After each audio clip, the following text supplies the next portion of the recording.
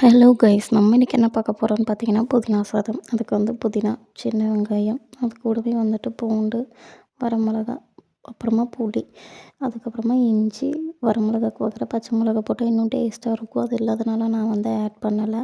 அதுக்கப்புறமா பார்த்தீங்கன்னா, தேங்காய் எண்ணெய், கடுகு, அதுக்கப்புறமா காஞ்ச மிளகா, அதுக்கப்புறமா கேஷ்நட்டு, அதுக்கப்புறமா பச்சை நிலக்கடலை தான் நான் போட்டுக்கிட்டேன். உங்கள் வீட்டில் காஞ்ச நிலக்கடலை இருந்தால் அதை கூட ஆட் பண்ணிக்கலாம். நான் இல்லாத காரணம் இதில் இதை வச்சு அட்ஜஸ்ட் பண்ணி பண்ணினேன். அதுக்கப்புறமா பார்த்திங்கன்னா, அரைச்சி வச்ச பேஸ்ட்டும் கூட ஆட் பண்ணிவிட்டு, அது கூட கொஞ்சமாக உப்பு மாத்திரம் ஆட் பண்ணிக்கிட்டேன். அப்புறமா சோறு போட்டதுக்கப்புறமா மறுபடியும் உப்பு போட்டுக்கலாம்னு சொல்லிவிட்டு ரொம்ப கம்மியாக தான் உப்பு ஆட் பண்ணிக்கிட்டேன். உப்பு ஆட் பண்ணிவிட்டு நல்லா மிக்ஸ் பண்ணி ட்ரை ஆனதுக்கப்புறமா பார்த்திங்கன்னா, ரைஸ் ஆட் பண்ணிவிட்டு நல்லா மிக்ஸ் பண்ணி விட்டு எடுத்துக்கலாம். எல்லாருமே பண்ணும்போது நல்ல க்ரீன் கலராக வருது. ஆனால் நான் பண்ணும்போது இந்த மாதிரி தான் வந்துச்சு.